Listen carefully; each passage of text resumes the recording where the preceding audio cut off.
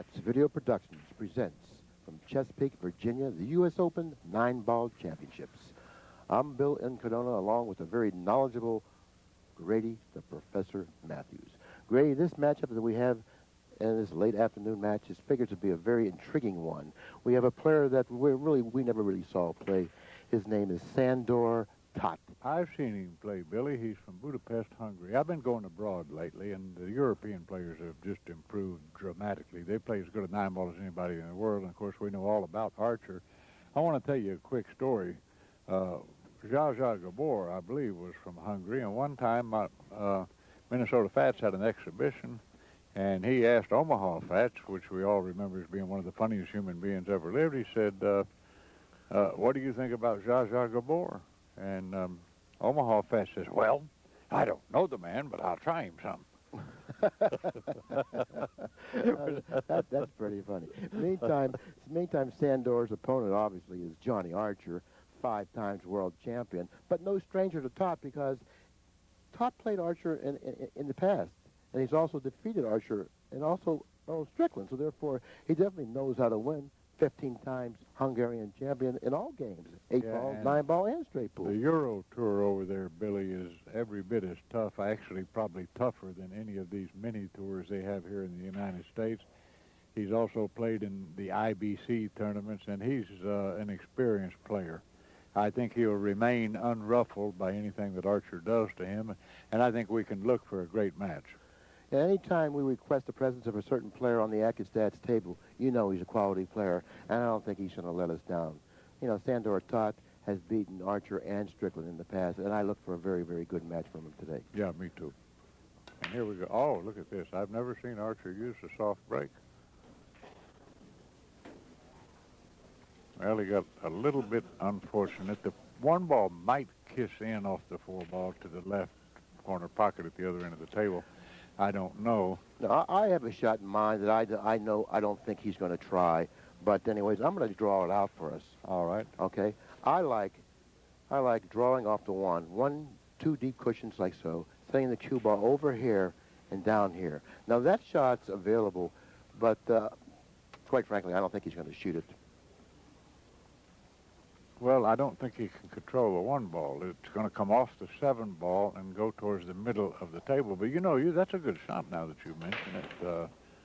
I mean, it really you don't have to exactly control the 1-ball. Right, because as long as he controls the cue ball, that seems to be the ball that he should try to control. And by controlling the cue ball and ending up somewhere in the position I suggested it may end up in, I think he'll do his job. See, he doesn't have much to do here, and I think that is a pretty good shot if he can execute it.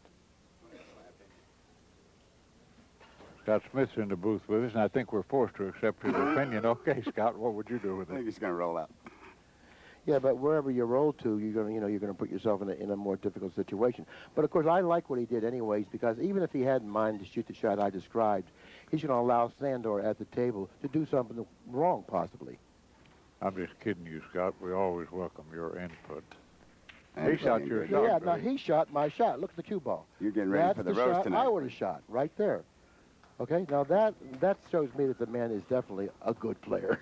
Well, I told you, well, their defense has picked up remarkably overseas. I mean, you just wouldn't believe how hard it is to win a good shot from them. Well, the reason I invited myself up, you guys, is because Sandor Todd is my roommate here. Oh, okay. Oh, my God. Does that mean you're in with some of his tournament winnings? No Absolutely. wonder the enthusiasm. Yeah. I hope you didn't try to give him any hints or suggestions on how to play this match. No, I don't need to do that. You certainly don't. He's looking at jumping this with his regular playing cue. Now, I like this sort of aggressiveness. Archer's good at this particular talent. Well, he better be, considering the position he's jumping from. Oh, my, hitting it extremely well. Almost drew it pocketing, back. And drew it back. Almost pocketing the 1. Well, almost doesn't count, pal. Billy, I don't think he's got a shot on this 1-ball. And this time I don't see too good a safety. Do you see anything you find alluring? He's going to shoot the combination round. Well, I can't tell if it goes. There's further problems with the rack, too, because the 4 and 5 ball are right together. Looks like he's going to try to reposition the cue ball, which he's done behind the 8. You know, something that was quite simple for him to see, but from our vantage point, quite difficult. I think what he's going to do sure here, was. boys, the shot I see him doing here is kicking 1, hitting just before the side, 2, and then going into the 1 ball like that with no English.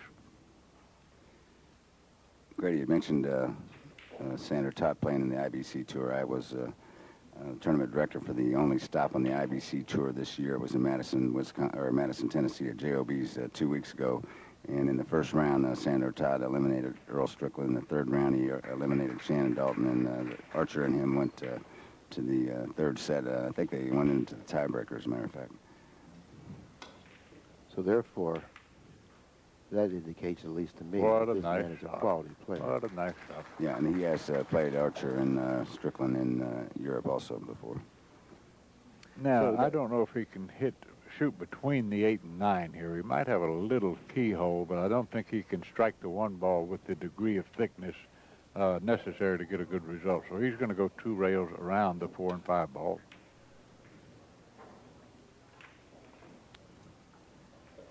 Okay, very quickly, Grady, notice the position of the 4 in relation to the 5. The 1's here, the 3 will be the next ball, but the 4 and the 5 is actually the problem he's going to have to remedy if he expects to run out. Well, I think he has an angle, Billy, where he can make the 1 ball and come down and strike the side of those 2 balls with the cue ball. I believe he has that luxury here. Well, if he has the angle to pocket the 1 and hit the top of the, I believe it's the 5 ball, assuring himself a shot on the 3, then he should go for it now.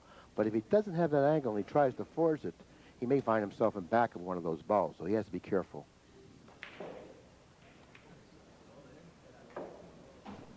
Well, he's going to have to play safe now.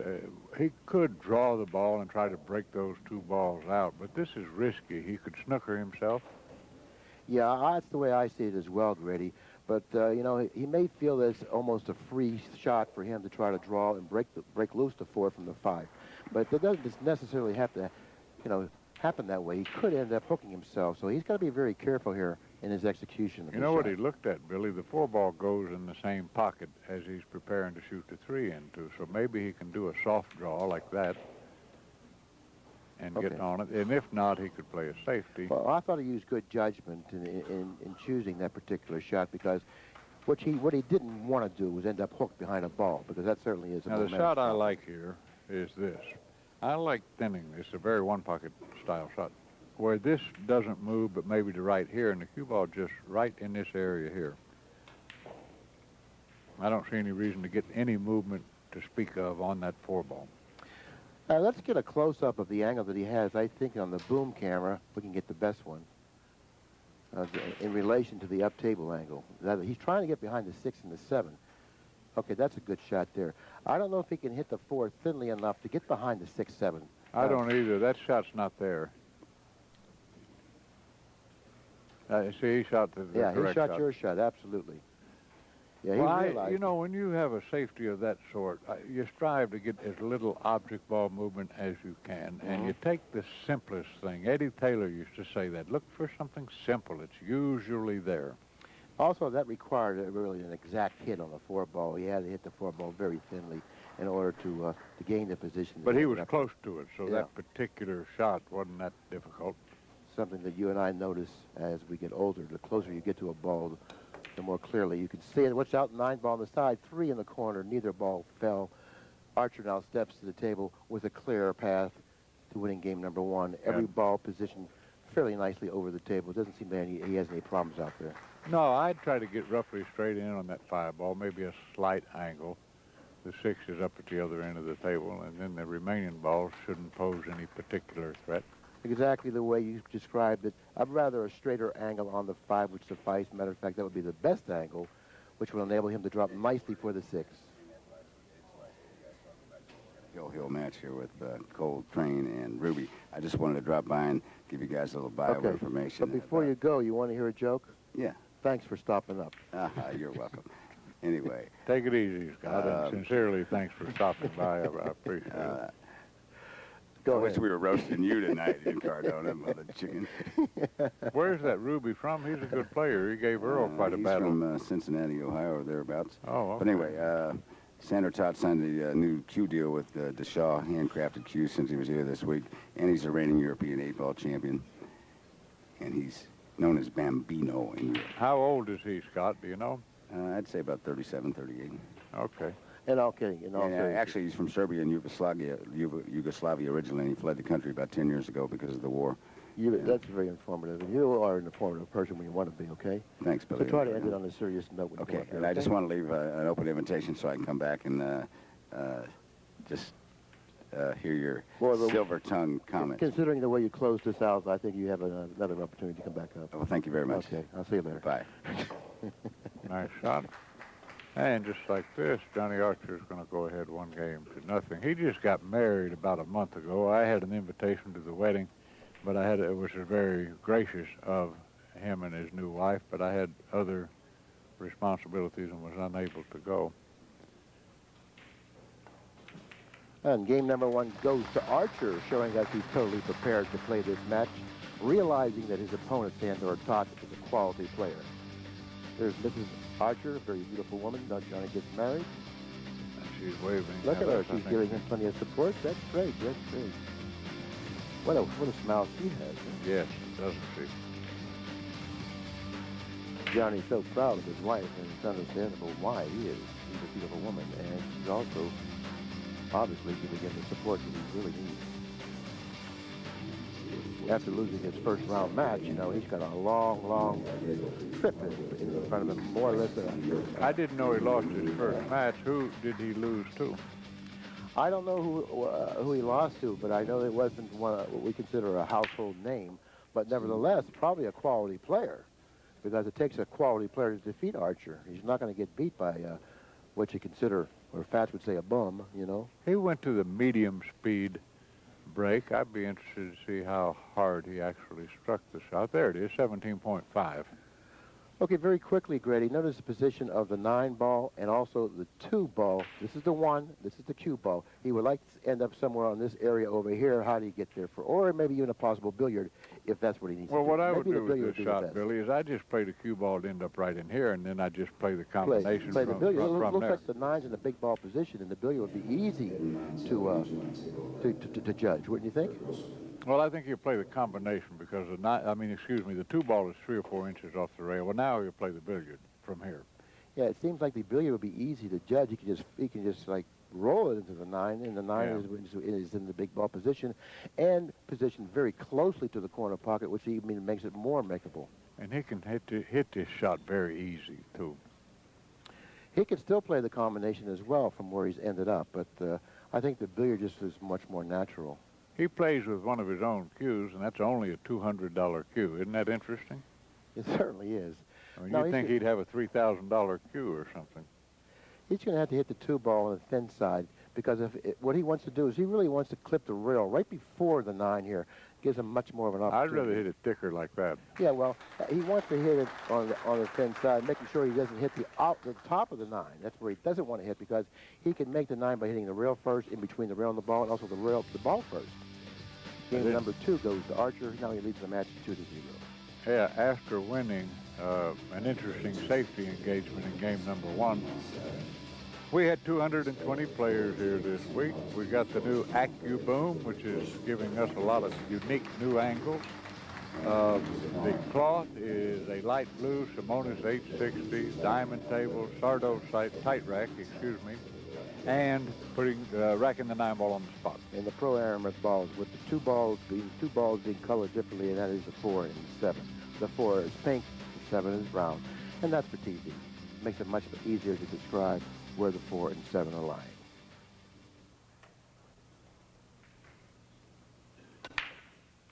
Medium speed soft break, or medium speed cut break, rather. Nothing on the break, and 18.4 miles per hour. I was just told that that's the speed that he hit him with. Sandor Todd steps to the table with his first legitimate opportunity to show us what he has. But this is a tough shot, Billy. The 4 ball is a big ball here, and he has to elevate a little to get over this 9 ball.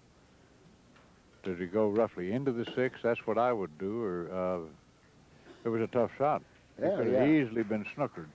Yeah, they had a lot of things to deal with on that particular shot. A lot of things going through his mind. His first time at the table, so therefore, whoa, he very impetuously shot that shot, jumping up a little bit, I might add as well. So therefore, indication that he's not really quite comfortable out there at this time. Well, he kind of one-stroked it.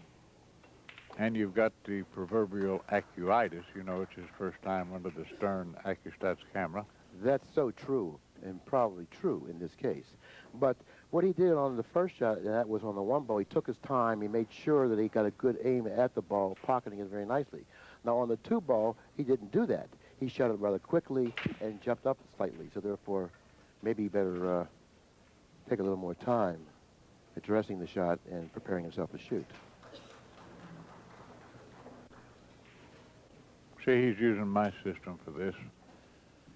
You draw a line through the object ball to the rail, and that's where you hit it with like one tip of English, like a one-pocket kick. That's where you'd hit it to try to make it in the lower right-hand corner pocket. And in this case, I like trying to put the cue ball behind the 5 ball rather than the 4. Now, you have a tape on kicking, which I would like to watch, and I would advise other people out there that are listening to this to get as well. What's the name of that tape you have on kicking? It's called Only Kicks. But I don't own the rights to it. I don't even know how to get it. So you don't care if it's being marketed or not, do you? Well, I don't know. I've never received any residuals off of it. Well, then we won't even mention it anymore. Okay. But it is a good tape. You know, if they have it, it'll improve their kicking game. He elected to put it behind the 4 ball and struck the shot absolutely perfectly. He certainly did. That's a perfect execution of the kick shot that you described prior to him kicking. I used a nice high ball. That meant that when the cue ball contacted the object ball, it was kind of spinning towards the end rail, which killed it, made it die. Exactly. It is a very noteworthy point and something that you inspiring players out there really need to develop into your game. Now, this is a hard shot here, Billy. Do you use a little inside English and stay on the same side of the side pockets? Or do you use a touch of outside and go towards the 5 ball or maybe even beyond it a touch? I kind of like shooting this shot the best way you know how to pocket the ball, whether it be inside or outside. And wherever the cue ball goes, it goes. I think that if it goes toward the 5, you're going to end up with a shot on the 3 in that fashion. But most importantly, make the ball, because this is not an easy shot. I kind of like using the touch of the outside.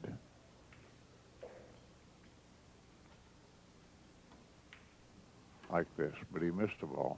See, I wouldn't have allowed anything to disturb me or distract me from pocketing the ball, where the cue ball was going or anything like that. That's all nonsense because of the difficulty of the shot at hand. Now, the shot was missed on the thick side, and again, this is a whole tournament where, when we're doing the commentary, we have not seen one overcut ball. Exactly, and that's another interesting point that you just brought up. And very quickly, I'll describe the key ball in this rack, the 7 to the 8. Considering how awkwardly the 8 is positioned on the table near the rail, very high up on the rail, makes it a difficult shot in either pocket. Yeah, I like being on tough pockets like this, pretty straight on that 8 ball. I don't want a cut shot on it. Yeah, I totally agree with that assessment, and that's exactly where I would try to end up, rather straight on the 8. But getting there is going to be difficult, Grady. Yeah, he's in perfect shape here.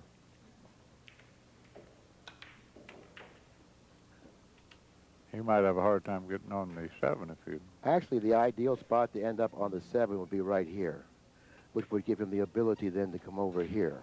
And that's where you want to be on the 8. All right, he'll use high right-hand English. And he went right where you said. Well, a little short of the mark and closely to that side rail, but has a similar angle to the angle I described he needed. Now, he must make sure that he pockets the 7, applying a little inside English on the cue ball to attain that straight angle on the 8. But I go not 2 an rails. Easy thing I to go do. 2 rails here, not 1. With the cue ball that close to the rail and this kind of distance, like this. Hey, well, that's a pretty smooth shot. This is not a gimme shot. Quite a bit of distance in between the cue ball and the 8 ball. This shot has to be hit cleanly. Well, you made it look easy. He has a lot of confidence in his pocketing ability, that's obvious. Uh-oh. Well, he's going to have a long afternoon against Archer if he does much of that. And I noticed that he jumped a little bit on that shot as well. That's what he did when he missed the 2 ball the last time he was at the table. So he's going to have to really calm himself. I know he has the experience, and I know he has, the will to defeat players like Archer. He's done it in the past. He just has to gather himself, and I think it's what you said. He may have what do you call it? Acuitis. Acuitis with the AccuStack cameras. So he may have that. That's game number 3, thanks to Sandor. That Archer is able to win both game number 1 and 2 and game number 3. Let's get some early averages, and we'll see how they stack up numerically. There's no referee for this match. There has been a rather comely young woman racking the balls on the feature table for all the matches with commentary. Now, unfortunately for Sandor, making unforced error, there's early in the match, it's going to have a snowball effect. It's going to be more difficult for him to deal with it. Yes, that's for sure. We're a bit early for stats. Our statistician informed us, so we'll get to that later in this match. So the next opportunity Sandor has back at the table, he really needs something easy to execute to win that first game, given the confidence that he doesn't have right now. Look at this shot here, Billy. This is a hard shot. The 8-ball interferes with his bridging of the shot to use low left-hand English. Hitting it with no English, the cut is thin enough that he has to kind of turn the cue ball loose. What shot do you like here? I kind of like this as a haphazard way of shooting it, but considering the difficulty of the shot, I like cutting the 2 in, playing 1-2 cushions and into the 4 ball for position for the 3. And you can go into the 4, or if you miss the 4, you still have a chance of coming up with a shot on the 3. But I would hit it with a natural stroke, sending the cue ball toward the 4, which would increase the accuracy of the shot and give myself the best chance of pocketing the ball. Okay, I can't argue with that. See how he's having to be gingerly, around that 8-ball. See, 1-2 and toward the 4. Now, even if you miss the 4, you still have a chance of coming up with the shot. But shooting the shot the best way you can in pocketing the ball. And that's another one missed on the thick side, I might add. Right. Now, had he overcut the 1 ball, then he would have probably hit the 4 directly in the face. But he missed the ball, and now Sandor has an opportunity back at the table. And not a very good one because of the position of the cue ball in relation to the ball that was buried in the pocket. Grady, he's got problems here. He's snookered.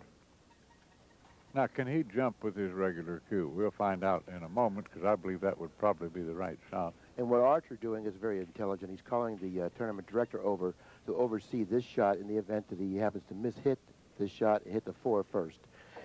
He wants to be able to have someone to call this shot,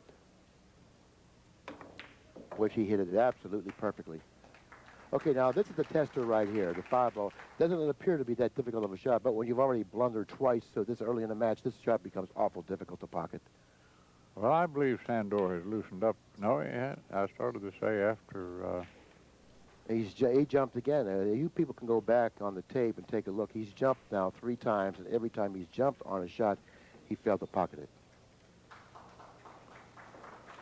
6 to the 7 is the key in this rack, particularly when you consider the position of both the 9 and the 8. He's going to have to play pretty good position on the 7 to come up with a good shot on it off the 6. Well, he just play to get an angle to go 2 rails. He'd like to go to the end rail, to the side rail, and out just a little bit, 3 or 4 inches maybe. Exactly, but he really can't have any type of a lapse here because this certainly demands concentration and good cue ball speed and direction. Well, he has a perfect angle to get where he wants on the 7 ball.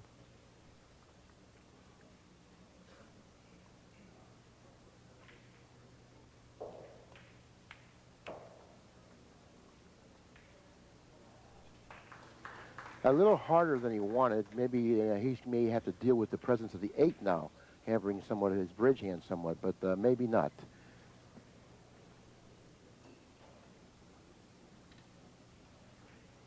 Okay, he looks like he's comfortable with his bridge, making this shot much more pocketable. This is game number 4, Grady. Archer leads in the match 3-0. He's looking to extend it to 4-0. Sandor Tot just seems to be very uncomfortable when he's at the table, and it's certainly showing in his performance. Well, here's a situation, Billy. You know, I tell people sometimes when I'm out doing a clinic or something, or if a person asks me about it, if this sport paid 1/10 of what the other ones do, I'd have a sports psychologist, I'd have a trainer, I'd have a coach, I'd have an equipment person, And here's a place where a coach could help Sandor. He could tell him, look, make sure you stay down. You're raising up a little bit. You know, a good coach would be beneficial in this type of spot. That's a point well taken. I do believe that a coach in pool would suffice and would serve well, because it takes sometimes someone to get a hold of you and say, listen, you know, you're doing this wrong. You should calm down. You should pay more attention to this or that. Get you back on track again. Case in point, you remember Hal Mix, who passed away 2 or 3 years ago? He coached Nick Varner. He helped me on occasion, you know, and he wasn't that good a player, but he knew all the physical basic things to help you with. Yeah. That's awfully good to know that someone is really critiquing your game and can help you, and sometimes you rely on that, and when you finally do get it, you know, you receive it well. Now, he's got to get on the right side of this 2-ball in order to get position on the 3. He'd want to go a little too far, like that. Okay. Now, the 3 to the 4 is he's going to have to do a lot of traveling with the cue ball, so therefore he's going to need a good angle off the 3 to get to the 4 comfortably. I kind of like it the other angle, cutting the 3 to my right, going 2 cushions. He ended up with another type of angle. He's going to draw it back, cross table, like so, which is fine. Doesn't want to be straight in here. If he ends up straight in, this is a tough shot. He'll have to just punch it in. He's going to make sure he has to get a good angle on the 5 to drop nicely for the 6 with the proper angle to take him to the 7, considering the location of the 7 in relation to the 9. But once again, Grady, he's gotten a little bit out of line here on the 5, which is going I believe he can kill this with inside English and come up inside the 7 and 9, or he can go around at 3 rails. Okay, he had a natural angle to go around at 3 rails. That was excellent speed of the cue ball. Not only did he make a nice shot on the 5, but he attained a perfect angle on the 6. Should drop nicely for the 7. And being careful not to raise up again. Okay, he's almost home now. This 4. If he pockets the 7 and the 9, he'll win his first game. He desperately needs to win his first game just to calm himself a little bit. And it's going to be 4-1 Archer.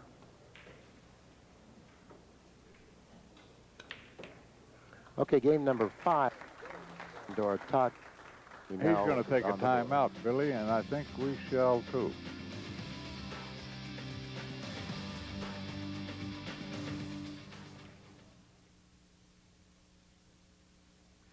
Okay, we're back, Grady. The score being 4 for Archer, 1 for Sandor Tot. But most importantly, Sandor Tot winning the last game, getting some of that confidence that he lacked in the first couple of games, which obviously showed in his play. And I know he's a much better player than what he's performing. Do you suppose he went to the bathroom and had a pep talk with himself? That is sage advice for anybody that is self-destructing, to go to the bathroom and have a talk with yourself and say, settle down, you can still win this match. Now, the one thing I don't like, that I don't think bodes well for his chances in this match, he's using the hard break. Not only that, Grady, notice the position of the cue ball. He went forward on the break each and every time the balls are broken. The one ball goes up table. He can't afford to lose the cue ball and go forward with the cue ball because he's not going to have the ability then to string racks. He's using about a 3/4 speed break. He hit him at 20.4 miles an hour. Now he's going to have to roll out, and against Archer, I don't know where you roll out here. Sponsored by, everybody's going, remember the Butch Cassidy movie? Where's that guy? Where's that guy? Well, he's not going to get this. No, he's not, and obviously there's a reason why, and that is that Archer can clearly see that by clipping the edge of the 1, cue ball will then go 1 cushion down here and possibly over here with really little movement from the 1, so therefore he's going to leave him a long, lengthy shot or possibly no shot at all. I'd like to knock the 1 just like you pointed out, but hard enough to go down to the end rail. Setting up today, you can check out some of the finest cases in the business at Jack Justice Blue. He's a former winner of the Asian Open.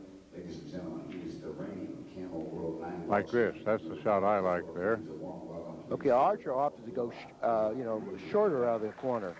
And in doing that, he ran into the 7. Now, he's got a billiard shot here if he wants to take it on the 5-ball. It's in the big ball position.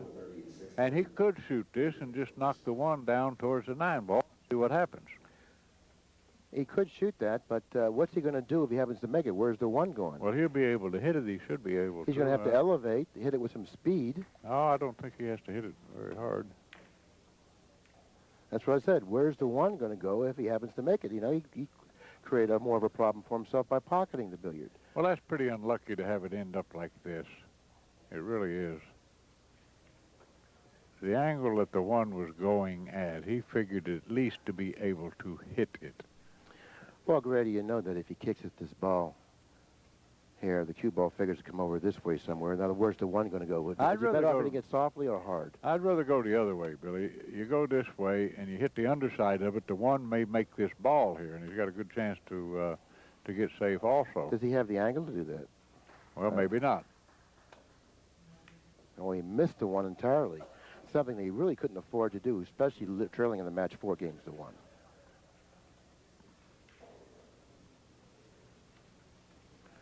Let's see, the 1 in the corner, the 2.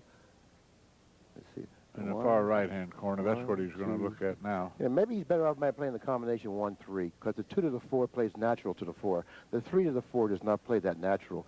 He may be better off playing the combination 1-3 and then using the 2 to get to the 4. Well, the reason I don't like that, Billy, is if he makes the combination, then the 1 to the 2 ball is not natural. Oh, the 2 ball's right in front of the side. But I really like playing the combination. Well, he's not going to play the 2 on the side, I don't think. Oh, it's in front of the side.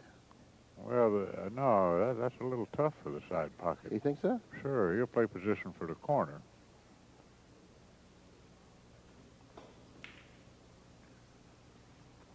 He'll just not even hit a rail here, or he had it set it in an angle where he could do that. All right. Well, he did play position for the corner, something that you saw right away. Well, those side pockets are small. They certainly are. But the 3 to the 4 isn't as easy as the 2 to the 4. And getting on the 4 ball seems to be the key to this rack. Not that it's all that hard, but, you know. That's a good shot. He's got himself a nice flatter angle than what I thought he could get, which will actually aid him in his ability to reposition the cue ball for the 4, drawing it back short of the side. This is a nice angle for him, even though he'll have to elevate slightly because of the presence of the 8. Shouldn't offer any resistance. No, just any place in the middle of the table would be fine here.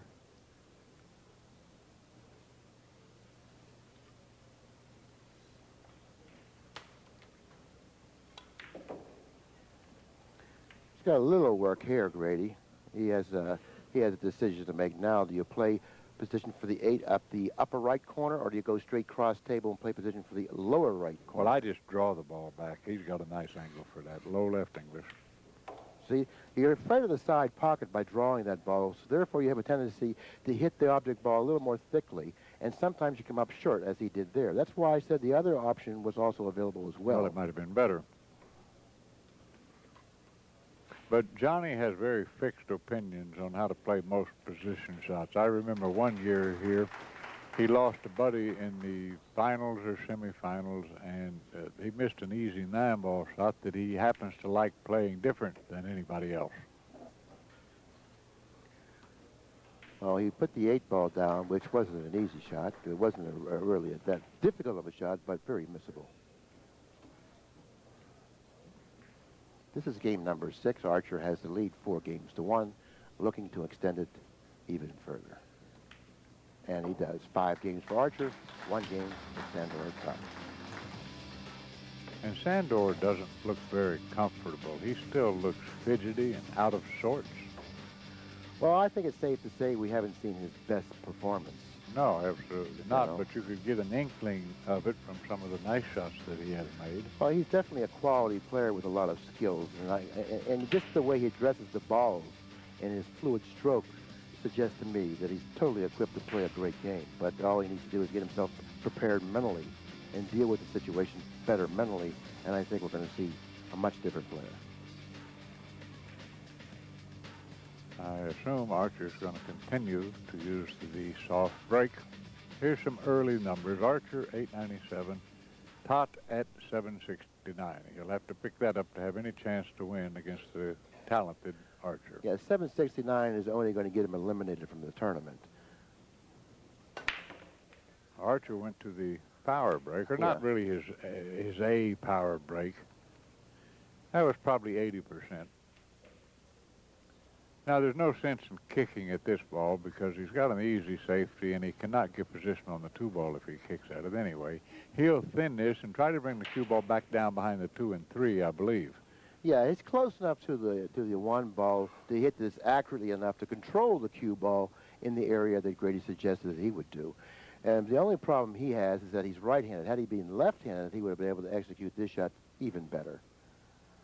Well, this is not a tough shot here. I don't think he'll have any trouble with it. Well, he didn't hit it like he wanted. I didn't particularly care for how he hit it because he got too much movement from the 1 ball. Exactly. Nevertheless, I think he still, maybe not. Looks like he may have left him a shot. No, I don't think so. He's taking a look at it, but I don't believe he can hit this. It looks awfully close to me.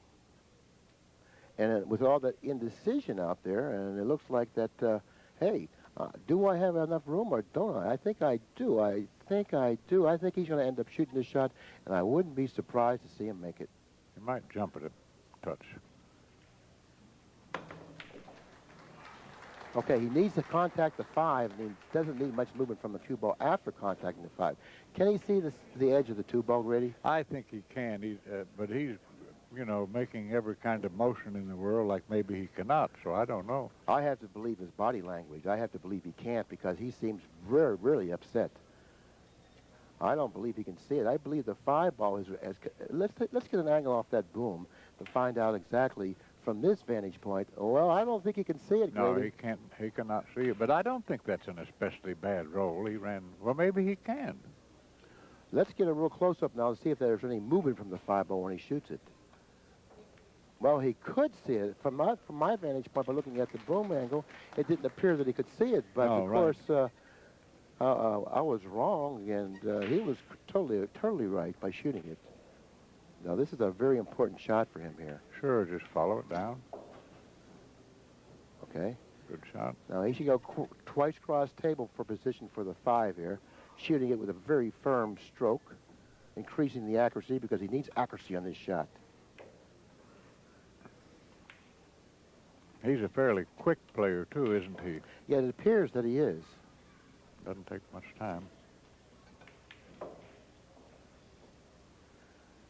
Sandor running out in game number 7. Getting a little more comfortable with the feel and the speed of the table and also the surroundings, I might add. And that's what he needs to do. Because he knows he's totally equipped with his tools and with his mental capacity to play this game. He just has to be a little bit more relaxed with the situation. That's game number 7. It goes to Sandor Todd, who now closes the gap a little bit, trailing by only 3 games in the match, 2 games to 5. When he's on the top of his game, Bill, I notice that most of the object balls hit the middle of the pocket, make a nice clunking sound. He doesn't like to roll balls very much. Hits them with authority and quite a measure of accuracy.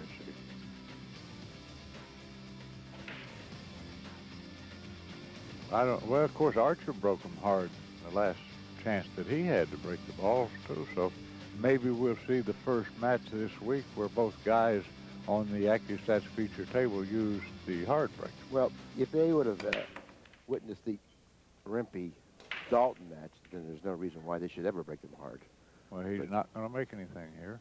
Evidently, they weren't, present when Rimpey and Dalton were playing, because if they were, they would have gone to school and realized that the softer break was much more productive. Now, this is laying perfect if he makes the 1 ball to get on the 2 ball. 21. But the 3 doesn't pass the 6 at the other end of the table, does it?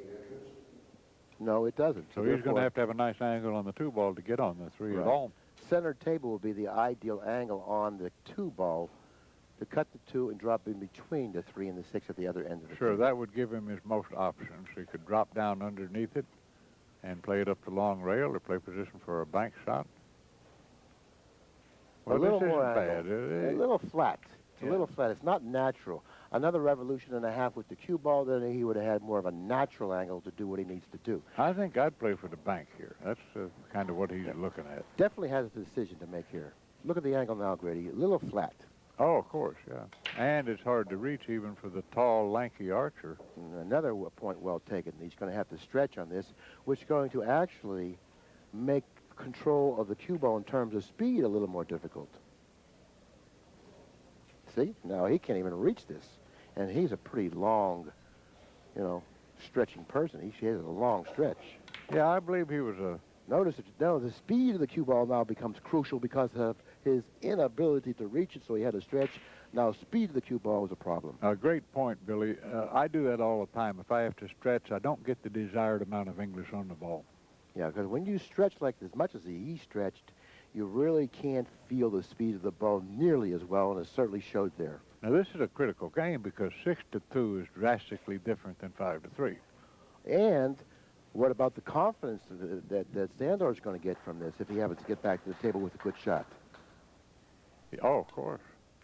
Okay, now he is going to get back to the table with ball in hand, okay, which is going to allow him to really get comfortable because now he got ball in hand. He's going to have an easy shot followed by an easy shot, hopefully by another easy shot. He's going to maybe get in stroke here. We may find that this match is going to get really, really tight very quickly. Now, the 4 to the 5 is the critical part of this rack. Exactly, and he has to attain an angle on the 4. Looks like he's got a pretty good angle. It looks like he can follow the 4, but he's going to get close to the 8. Maybe he doesn't have the angle to do that. Well, I don't see. He didn't have the angle to do that, so he did something a little unnatural, and he hit it with more of a check stroke. Yeah. Well, he's back in line now, though. Little. Okay, I thought. Yeah. Okay. Now the 6 ball will be the next ball. I thought he was shooting 7.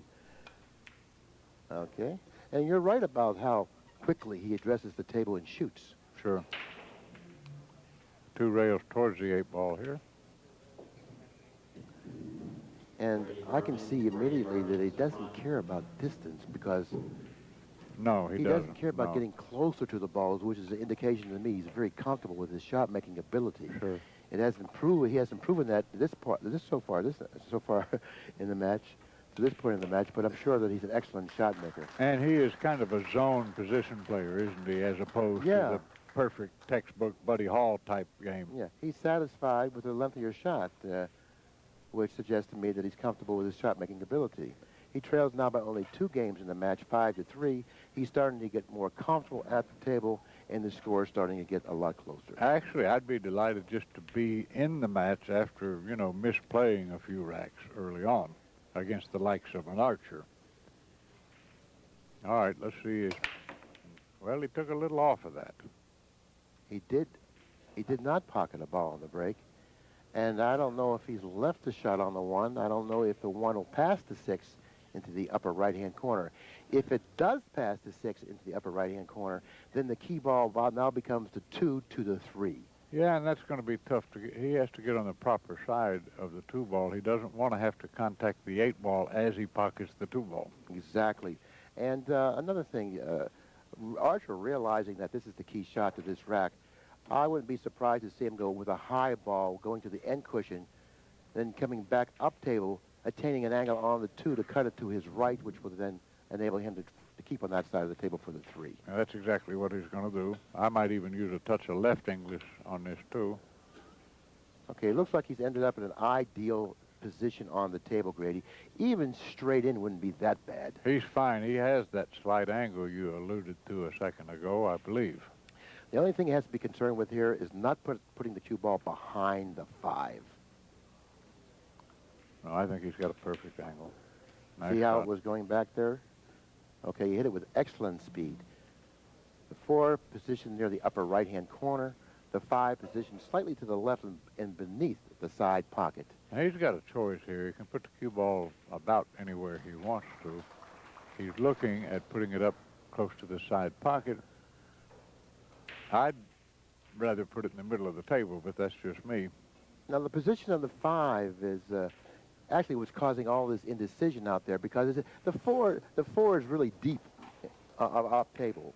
So, therefore, playing position for the corner off the 4 may be something he might not want to do because he'll have to accept a longer shot. This is what I like here. This gives him several options. He can do whatever he wants. He can go 3 rails toward the ball, or he could go 2 rails with, he's not going to do that. Well, the position route that offers him his best chance of getting out would be 3 rails around playing position for the 5 in the side with the correct angle on the other side of the 5. But Yeah, that it shot doesn't. has to be hit cleanly. Yeah, that's pretty tough to do. And if he gets on the wrong side of it, he might have a hard time getting on the 6. But he's going to be on the right side because he's going to have to hit it with some speed. No, he's going underneath. Okay, now he's going to end up on the wrong side of the 5 here, I do believe, by going underneath. See, now he's on the wrong side of the 5. Well, that's what I closed my mouth about. I didn't think that he was going to shoot it that way. Yeah. See, it was tough because of how deep the 4 was on the table. You know, he had a lot of problems with that position of the 4. That's Now why I like the high ball there. He's all right here. He'll play this in the side with a just below center ball or draw and lefting. Just go down to the end rail, back up by the right-hand side pocket, and continue on towards the 6 ball. Okay. If he has the angle, then what Grady says is he'll pocket the 5, going in this cushion, and over here. But he's looking at playing it in the corner. He's lining up to play it in the corner. Well, from our vantage point, sometimes angles are hard, you know, to tell what kind of an angle he actually has. Well, he'll go 2 rails around the 6 here then. Nice shot, nice shot. Hitting it with excellent speed as well. Now, he has a little angle here, and even if he doesn't, he's not in trouble. He can draw it straight back. Center table where he wants to be after he pockets the 6. Good shot, good shot. Now just draw it back a few inches would be the right play, or he could even follow it. Either way. Yeah, he has an option here, whatever he feels more comfortable with. I kind of like just pulling it back a little bit, like that. And that depends so much on the angle that he has. A little bit of an angle or an off angle will determine most often how you play a shot. That time he likes drawing it. The boom, I think, distracted him. He got up from the shot a minute. This is game number 9. Sandor Todd has won the last 2 games. Archer definitely wants to put a stop to that. Well, 6-3 is a pretty decisive lead. Nicely done. A lot of hill matches here this week, Billy. So many of them that I lose track of them, but they're always fun to watch. And what do you attribute that to, actually, Grady? A lot of hill close matches. Well, I don't know. I have a friend that loves to go to the U.S. Open tennis tournament, and he likes to watch, like, number 43 play number 8. He's not really interested in one playing against 2. And our sport is kind of like that. I think when you get down to the blood and guts, the journeyman type players, they seem to go back and forth, and you have momentum changes, which we've talked about, and that leads to hill matches. All right, quite a bit better for Tot, 854, 905, a very handsome pace for Archer. And 854 will definitely get Todd back into the match if he continues to play with the speed he's been playing in the last few games. But Archer, you know, very difficult player to beat because you're going to have to play above world-class speed to defeat Archer.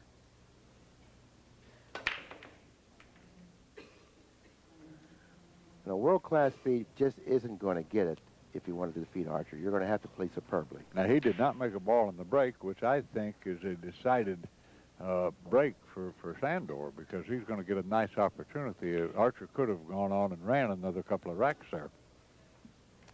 And the question that I asked you was, what do you attribute to the closeness of these matches? What do you think is attributable to that? And my answer to that is that I think the break is more or less all players are playing on a level playing field, and that's why the matches are closer because, you know, both players normally have as many opportunities as the other one. I agree with that, and there's more parity, Billy. There's more good players, yes. And they think that they can win. Now, they don't care if they're playing Varner or Siegel or Efren. They think that they're good players, too, and that they should win their share of the matches, and they play accordingly, you know. They have nerves of steel and every talent available. Okay, very quickly, the 4 ball, the 5 ball is the next ball. I don't really see a good route to the 5. Well, he has to play it up the long rail here. Or that's... I don't see a good route to the 5, and maybe, well, I'll tell you what, I don't know if he can make the 5. If he can make the 5 from where he's ended up, he should consider himself quite fortunate. Well, Archer might have somebody watch this. I don't think that this will be questionable. Well, again, that's a shot that little older cloth you could do it. On the new tournament cloth, it's going to come in a hair long. Well, I thought he got the maximum out of that shot, Exactly. considering the position Sure. he started out in. I didn't even think he could get as well as he did get on the 5, considering the angle that he had on the 4. Matter of fact, he may have even hit the point of that corner pocket, which enabled him to get that far. Yeah, any shorter coming in, he risks scratching. I don't even think it was possible to get shorter than what he got it. No, right. That's why I didn't like the shot. You know, I said he was going to have problems, you know, attaining a shot on the 5. Well, this is going to be obvious, I believe, as to whether it's a good hit or not. That was a good hit. And he executed the shot to near perfection, getting it about as much movement from the 6 that he wanted. Now, can he draw above the 7 here? I believe he can. Yes, I'm sure he can. Yeah. Now this lays ideally to draw back for the 8 ball.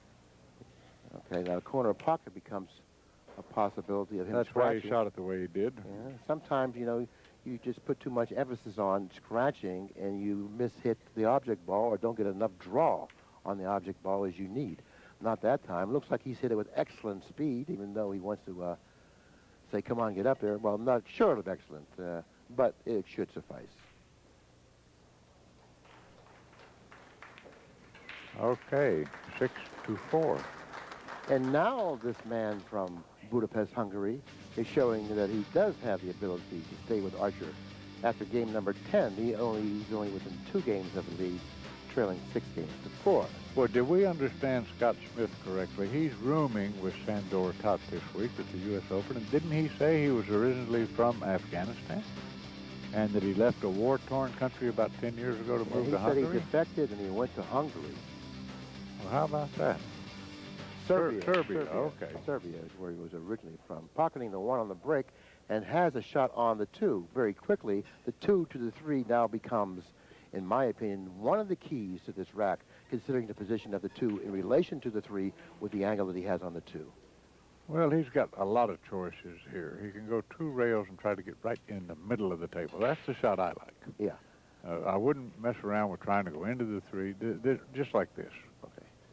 Now he has a nice angle to go down the table. But this shot is such a difficult shot, considering the position of the 5 and the 7 on top of the 4. Not much room, margin for error on this shot, Grady. He's left-handed. He'll be able to reach this shot comfortably. Now this is 2 rails, and he'll play the 5 ball in the right-hand far corner pocket, I believe, if I see it correctly. That's what he's looking at. Yeah, and you know, this is going to be a very difficult rack for him to negotiate, because even if he's able to negotiate this shot accurately, you know, he's still going to have problems going from the 5 to the 6. Well, See? yeah, and you raise a good point here. If he hits it hard, he hits the 7 ball, and if he hits it easy, he doesn't go hard enough to get on the 6. You know, he got the maximum out of that shot. Even though he jumped a little bit, he really did get the maximum out of the shot, considering how thick he hit that ball, Yeah. which enabled him to bypass the 7 more comfortably. Now, with his ball striking skills, this is an easy shot. See, he hits the middle of the pocket with everything. Yeah, it he's seems starting like. to get real comfortable out there, Grady, and that doesn't bode well for Archer. Well, I love this guy's style of play. He's aggressive, he's hardworking and intelligent, and apparently fearless. And it doesn't take him long to get beads on his side as well. No, it does not. And it's going to be 6-5 and ever more interesting. And we're starting to see the match we wanted to see and figured to see, but it took a little bit longer than we thought. After game number 11, it's only a 1-game lead for Archer, 6-5. Now, this is a very good match. I'm guessing that Sandor's stats have perked up considerably, too. And if I were Johnny Archer, what I would be thinking about right now is changing my break. because he's opted to go for the harder break, and he's not been productive off of it. Look at this. 905 and 898, Bill. Highly respectable. See, now the players that have been breaking the balls with velocity haven't been productive on the break. If I were Archer, the next time I get to the table with an opportunity to break the balls, I would definitely slow up my break. Hit him at 21.4 miles an hour. That's not getting it. Now, if he can hit this comfortably using right English, I like going down to the end rail and spinning gently behind the 6-ball. The Good 3-ball blocks the 1 from going. That's if he has that. If he's comfortable, sure that he can, that's what he's going to do. Now, watch this, folks. This is a pretty safety shot. One hit it easy, so the English takes. Excellent hit. Excellent hit on the 1-ball. Excellent hit on the 1-ball. That's a nice shot. Oh, it may have come out a little bit. Yeah, looks it like did. It may see the edge of the 1. Yeah, it did. That's unfortunate because I thought he struck the shot perfectly. He hit it pretty good.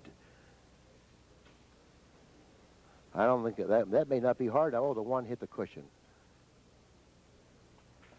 Well, Johnny can go inside the 3 and hit this if he wants to. You know what I like here?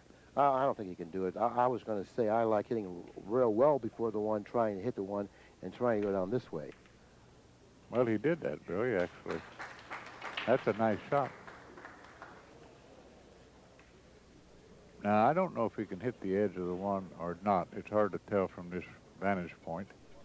If not, he'll take a kick to the side rail. I believe he can hit it.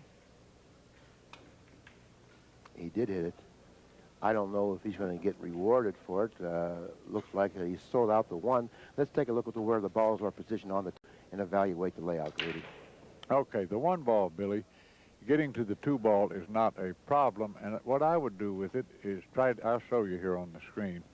I would try to go 1 rail and 2 and just right out in this range here where I'd have a little angle on the 2-ball. I'd try to travel as little distance as I could. The 3-ball is right here. And the 4 here, there's no problem getting from the 3 to the 4. Well, there may be a little bit of a problem getting from the 3 to the 4 because of the presence of the 5, but the 1 to the 2 is a problem, as we could see. Well, he was able to come up with some kind of a shot on the 2, not exactly where he wanted to be, we can tell by his body language, but nevertheless, still a workable shot. Well, he's close to it, which means he's going to be accurate. You know what would be ideal right here, Grady? If he would, I don't know if he can pocket the 2 in this pocket and then move the ball, the 5-ball over, and it's setting the 2-ball here, opening up the path for the position Oh, that's of the way 4. too thin a hit. Yeah, from the monitor, I can see it is. He's going to play it in the far left-hand corner, go to the side rail, and back out a little bit like this. He's got to hurry. He's got to hurry, and I'm sure. And he ran out of gas. It ran out of gas.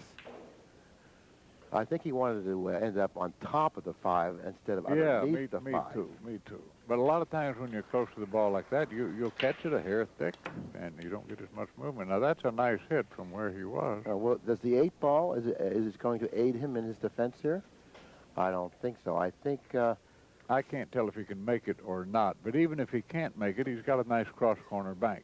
What I don't know, Billy, is what kind of banking skills this talented Hungarian possesses. I don't know. Well, when you take a look at his frustration out there of his, because he didn't come up with a shot, it's an indication that he can't make it straight. And let's see if he can bank it like Grady described. He should have the ability to. Oh, I don't know if that was advisable. The 4-ball is in front of the corner pocket, and now he doesn't have a shot. You know? Now, No, that's a judgment error as far as I'm concerned, you know? Well, you might as well bank this straight back. If you have the... Now, he's going to twirl this. And once again, he's going to have a problem coming up with a shot on the 5. Well, Archer was out of that chair in a hurry. And I can't blame him. There's a big difference between 6 apiece or 7 to 5. This is absolutely imperative for Archer to take advantage of this unexpected opportunity at the table, Grady. You know, because he did have a 3 or 4 game lead in this match at one time and has dwindled down to only 1. So therefore, he has to definitely make his presence felt again and, you know, extend this lead, and he needs to do it at this time. I might play position for the 5-ball in the left-hand side pocket if I see this angle correctly, rather than try to, kind of pinch draw this, you know? Yeah, it's a tough shot to pinch draw because of the distance the shot carries. Got a nice natural angle to force it over there for position in the side pocket. And that's what he's done. Exactly what you described you would do, he did. Maybe gone down a little bit too far. And now he may have to go up table and then back down table. That's what he's going to have to do. But, of course, he's such a great shot maker. This shouldn't really offer any type of a, Question of how far you'd like to come. Do you come all the way back, or do you just try to get in the middle of the table? I think he comes all the way back here to the right side of the 9-ball as it's coming. Oh, he my missed goodness. it. He missed it. He's starting to falter here, Grady. At one time he did have a 3 or 4 game advantage in this match. Now, see this shot, Bill? This is really fraught with peril. The shot I like here, even though it's tough, make the 5, 1, 2 long and down this way, you know? I think that's the only option he has because of the presence of both the 8 and the 7. And in order to execute this shot properly, he's going to have to use a half a tip of inside English, which makes this shot play a little more difficult. See, now he didn't do that, and he threaded the needle and got quite fortunate. He ended up with a shot. He's very fortunate. Very fortunate. That's why I didn't like that. You had balls in the way. Yeah, you have to stay away from those balls because those balls that were in the way were balls that I thought were going to really stop him from running out in the event that he went on and hit one of those balls. Now, this is a nice angle. Low left English over to the side rail and back towards the 8-ball.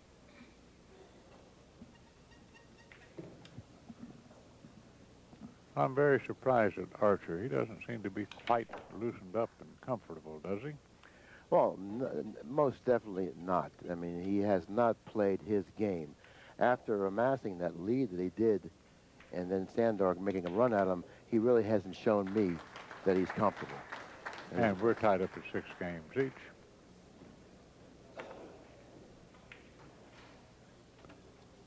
Yeah, it's a funny game, though, Billy. I sure didn't like the way he played that 5-ball. He got away with it, but... Yeah, and the shot that you described, I thought was the only option available. I couldn't foresee any quality player using any other route because of the problems with the 7 and the 8. But he certainly fooled me. He was quite fortunate to get away with it. Yeah. 6 games apiece, a very interesting match in terms of the score. And which player has enough left in him to win this match remains to be seen. Archer seems to be the one losing the momentum. 2-ball position behind the 6. Yeah, but he has a nice angle on the 1 to get on the 2-ball. The 3 is gone. The 4 is by the lower left-hand corner pocket. And then once the 2's out of there, the rest of the rack doesn't pose any particular problem. Right. That's the way I see it as well. I don't really see much of a problem out here on this particular rack. So it looks like to me that Sandor will have the lead after game 13. He'll just slow spin this in, using a touch of outside, actually. Now, he needs an angle on the 5. It's imperative that he ends up with an angle on the 5 because of the position of the 6 on the other side of the table. I stay inside it here. I don't try to go outside it. Now, he's all right here, but possible end up snooker behind the 7 if you try to get the outside-in angle.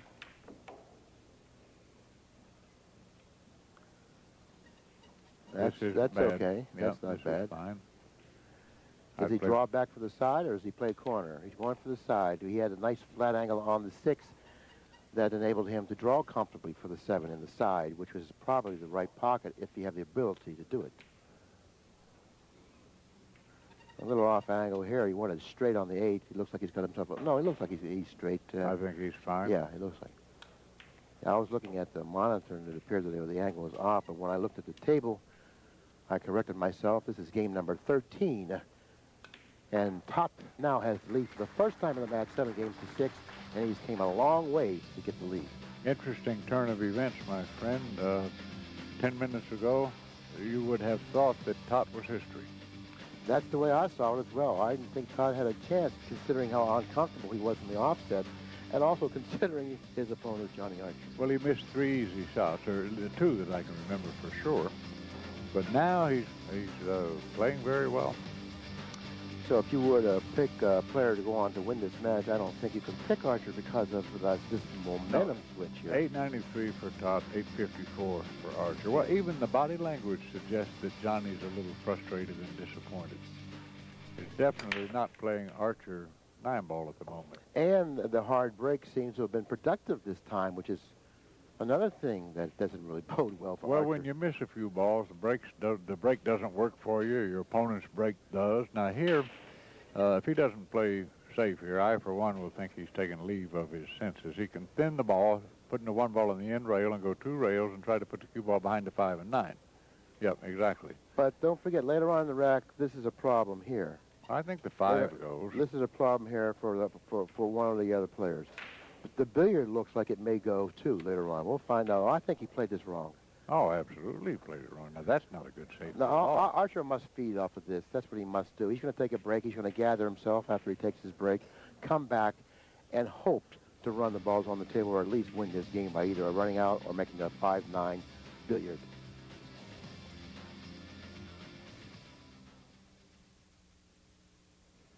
Okay, Grady, this is what it's all about. Archer, realizing that he's allowing this match to slip away from him, finally has an opportunity, an unexpected opportunity at the table, and he wants to make sure that he doesn't, Well, he can't get on the 2-ball here with the small side pockets, Billy.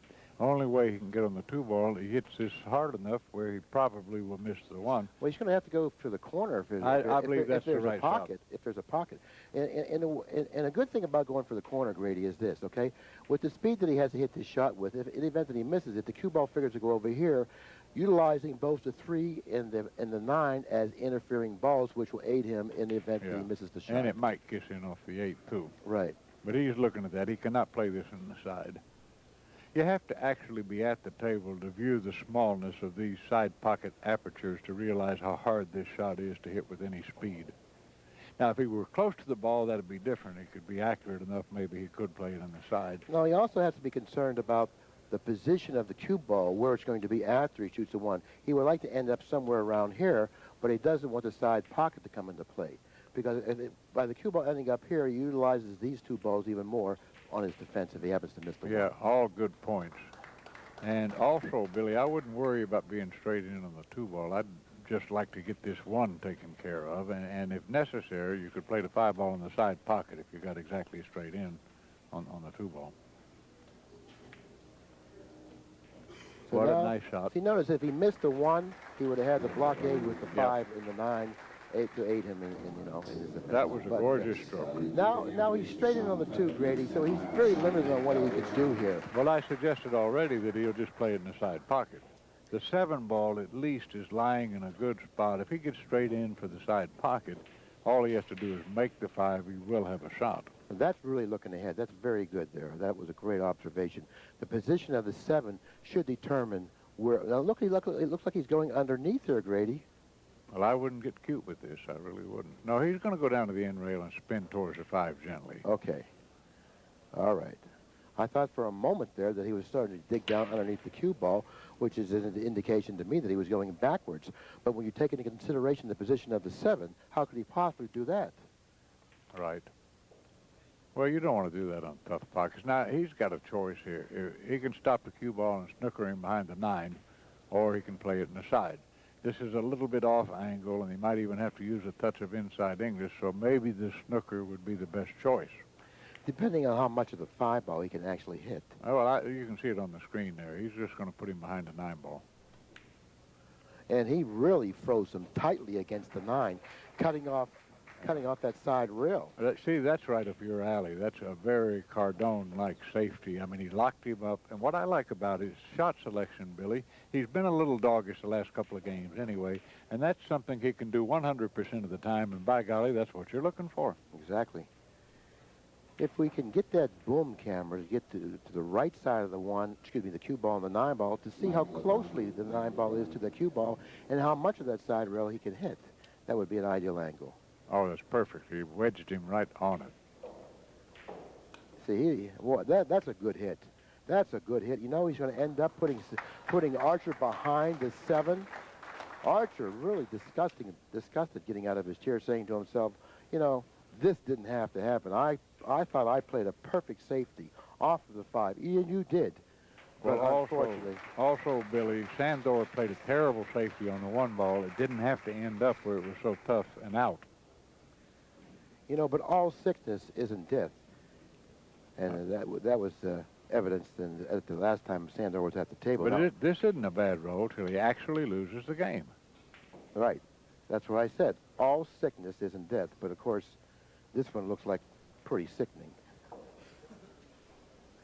Sandor back at the table, leading in the match 7-6. Yeah, but look at this. Now, he's got to elevate the cue, doesn't he? Isn't this a possible scratch in the side pocket if he just rolls it or not? I think he's going to go beyond the side pocket. Okay. He's going to follow through the ball.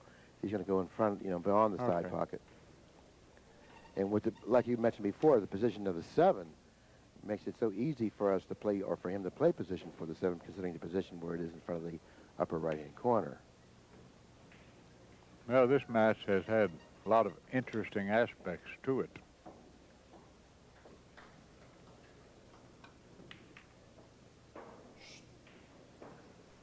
Or maybe he was better off playing position for the 9, the same pocket, going around it. From the results, there's no question he was better off doing that. So this shot, it is missable. Oh, yes, it sure is. He'll probably make it, but it is missable. 8-6. 8-6. And at one time in the match, I do believe Archer had a 4-game advantage. Yeah, it was 5-1. Well, Archer made it nice. It was 4-0 first, and then 5-1. So he had a 4-game advantage twice. And now he's looking at a 2-game deficit.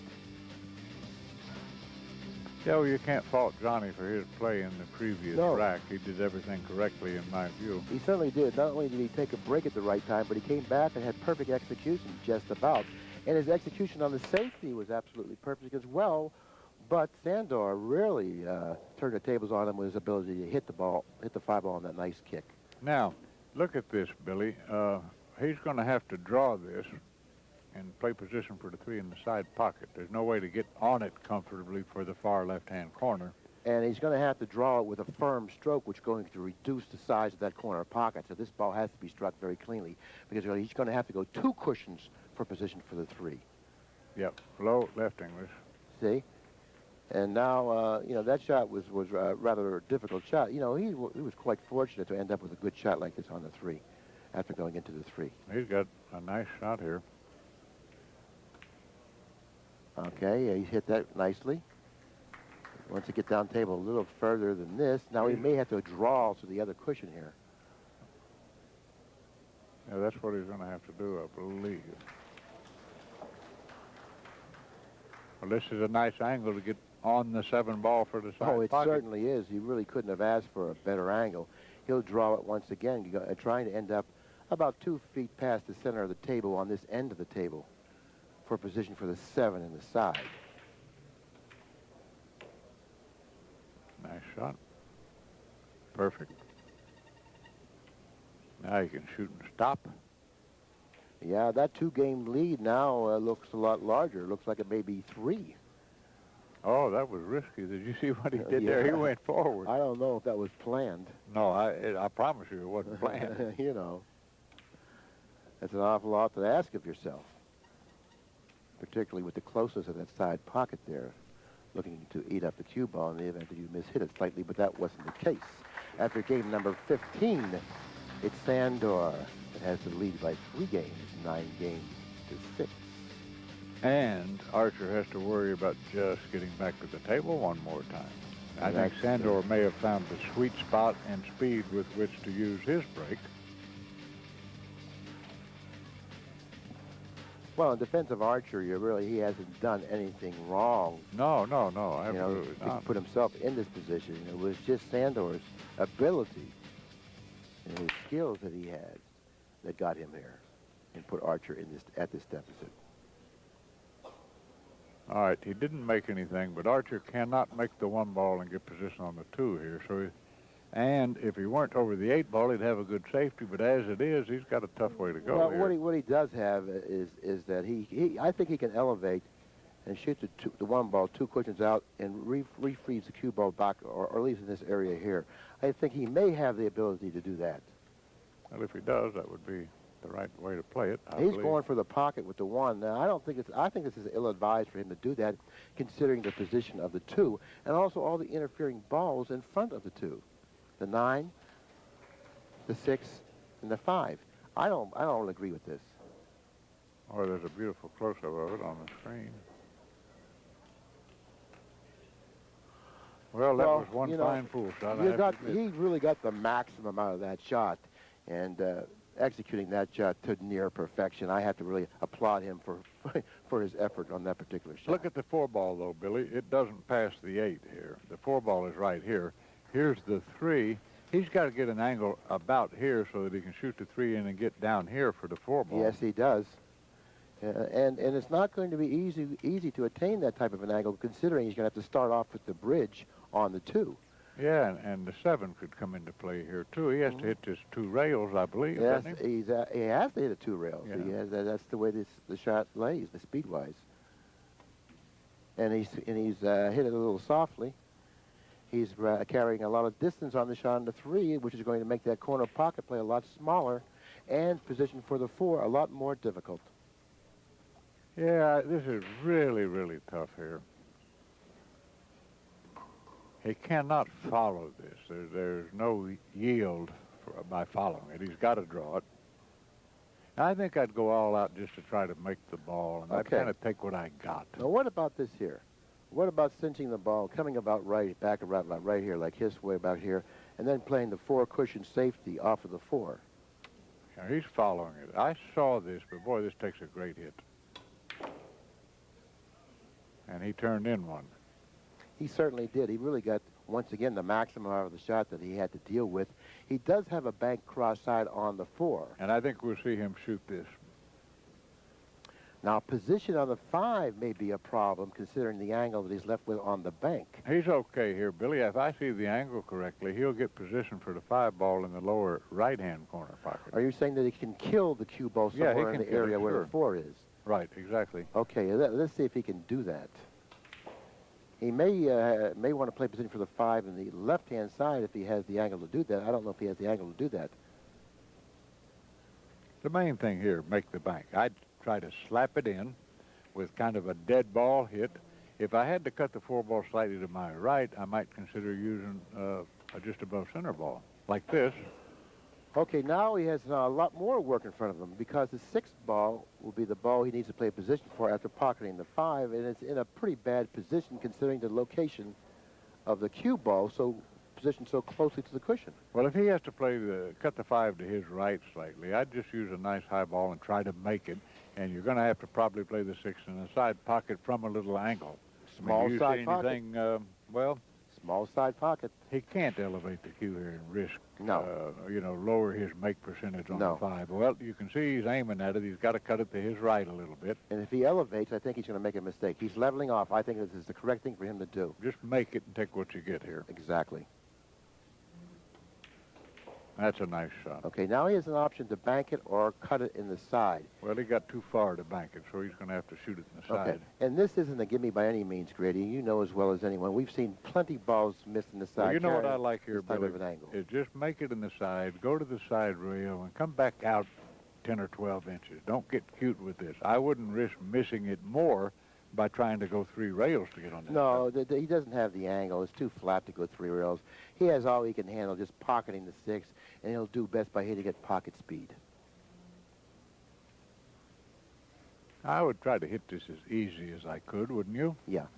Yeah, you have to give yourself the best chance possible pocketing the ball. Oh, my, that was... and now he's ended up on the wrong side of the 7, Grady. You see? Well, this is harder yet. I myself would have preferred to have a lengthier shot on the 7, but would carry with the right angle on the 7. Now this is awkward. If he hits it with no English, the cue ball goes into the 8-ball 1 rail. This is awkward. He's going to have to go into the 8. I don't see any other choice. Yeah, I'd say his best chances are to come to the realization that pocketing the 7 with a natural ball was his best chance of pocketing the 7. Going into the 8 would be his best chance of coming up with a shot on the 8. So therefore, take his chances and just cinching the 7, go into the 8 and creating another pocket for the 8. He's going underneath here. Does it appear like that's what he's doing? No, he missed it. He tried to avoid the 8 Grady by hitting it to 7 thick, and that's why he missed the ball. He should have went ahead and cinched the ball and went into the 8. See, he wanted to go around the 8, and that's why. Yeah, and that's another medium degree cut shot missed on the thick side. We haven't seen one overcut. Yeah, that's exactly right. And that point is such an invaluable thing to understand, is that when you miss cut shots, they're missed 90% of the time by undercutting them, and that's what we saw Archer just do. Archer should feel quite fortunate to get another opportunity back at the table. Sandor missed it on the thick side too. Yeah, once again. Okay, well, Archer, an unexpected opportunity back at the table. Oh, I'd be so happy just to have a little chance to win this match.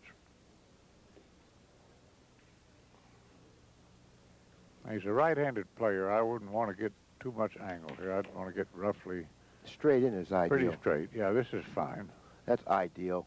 Actually, it makes this shot play so much more simple, and it gives you the ability to control the cue ball in terms of speed so much easier.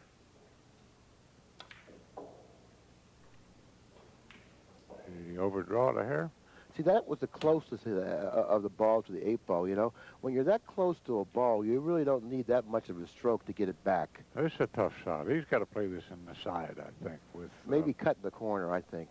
And look, he's going for the corner. Taking a look at it. Okay. The corner is a much bigger pocket. Maybe a little more difficult hit in a sense, but a much bigger pocket. Is it the fair? Well, see, that's where we have to weigh it up. Is the trade-off enough for you to play it in the corner opposed to the side? Shooting into a bigger pocket into the corner, but with a more blinded hit. Well, I like both Englishes with this. I've become pretty good at this shot with inside English, and I've always shot it with outside English, so I know that method too. You know, I have a preference here, and that's a little bit of inside English. It gives me a much better sight of the edge of the ball. Well, plus that, Billy, you don't get much cue ball movement. Exactly. You won't scratch it often. So therefore, that's an extra plus of shooting with a little inside English. You are able to kill the cue ball, and I think the sighting of the shot is much clearer. That's a good point that you brought up there. This has to be hit very, very thinly here. Well, you know what I say to myself on shots like this, too? I'll say, Grady, you know, it's hard to overcut this, so, you know, make sure you get out on the edge of the ball. Well, another miss thick, my friend. Yeah, exactly. And he hit it with a little bit of the outside English. He's very unhappy with himself, realizing that his blunder there put Sandor on the hill position, leading in the match by 4 games, 10-6, just about, Grady, an insurmountable lead. He did not like that shot. He really didn't. I mean, you could tell it. Okay, 10-6, Sandor. Todd, let's get some new averages, and we can talk about that a little bit. And when we get these new averages, I'm not a bit surprised to see Archer's average drop to the low 800s, and Sandor's is probably going to be around the same, around the 860.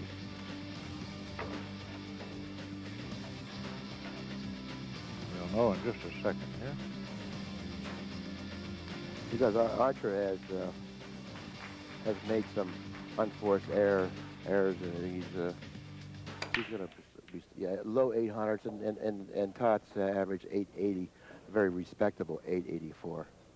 All right, this shot to bank at it is not an intelligent shot. The 2 ball is blocked by the 7 ball. He's much better off to play a nice common sense safety, especially being on the hill here. Yeah, I kind of like repositioning the 1 ball down here, saying the cue ball back over here, like so.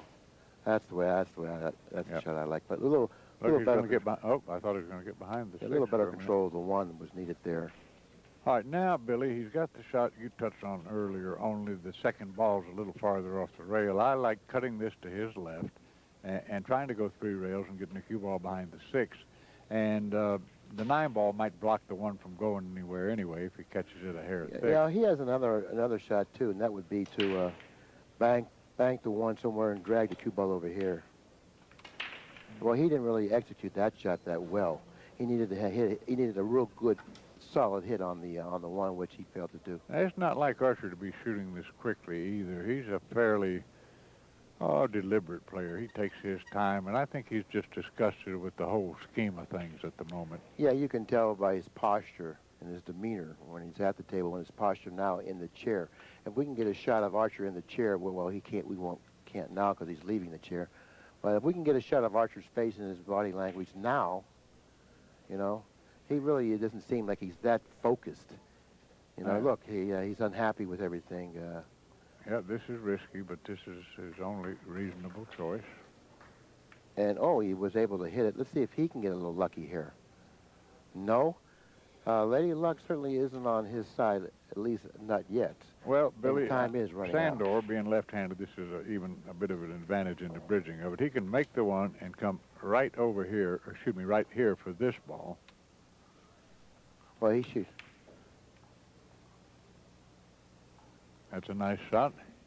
Might have gone a hair too far, but he's all right. Well, here. not margin for error, particularly when you consider where he started from. You know, he didn't have much room there for position on the 2. Thought he did quite well, especially that shot. This rack is all over, and so is the match, probably. Are we going to do an interview? Okay, No well, I interview. was just told that we were not going to do an interview. Let's talk about where to obtain these quality tapes. All you have to do is dial 1-800-828-0397. And for the side, now he's going to have to do a little extra traveling with the cue ball here. Well, this is a nice shot to have, needing these 2 balls for the match. Billy, it's been a pleasure working with you again. Let me ask you a question before he sinks this ball, or after he sinks it. This will win him the match. Do you think that the fact that Archer and he played before and he defeated Archer had anything to do with Archer's performance? Maybe, but I really think Johnny was still in the thick of the match. Sometimes the balls won't let you win. When he kicked at that 5-ball, Sandor, and managed to hook Johnny back behind that ball, whatever it was, Johnny's right in the throes of that match. He just had made 2 or 3 wonderful shots in a row, and instead of being tied up and breaking, now he finds himself 2 games down through no fault of his own. So you think that Archer threw in the towel a little prematurely then? Well, Because of that. Billy, I can't say anything about that. The number of times that I've sat there with hangdog expressions and slumped shoulders, and already, for all intents and purposes, I'm defeated, I can't say anything. But he did look like his body language and his expressions, just his general demeanor, suggested that he was beaten. Yeah. Well, he came into the U.S. Open with high expectations of himself, understandably so, considering who he is and how well he says he's been playing as of late. You know, he has his beautiful wife with him, and I'm sure he's really, really let down right now. But, of course, you know, he had the opportunities in this match, and like you said, you know, it just didn't seem like he was, you know, himself. No, and he made 2 or 3 unforced errors at the end of the match, too. And when you do that against talented opposition, you're usually going to have a loss in the column. And he did have talented opposition in Sandor Tot, a 15-time Hungarian champion in all games. He's a very versatile player, and he showed his versatility here today. Anyways, we're going to close it out, Grady. So on behalf of Grady Matthews, this is Bill in Canonacine. Thanks a lot for supporting Ekasetsky. Give Pat a call, 800-828-0397.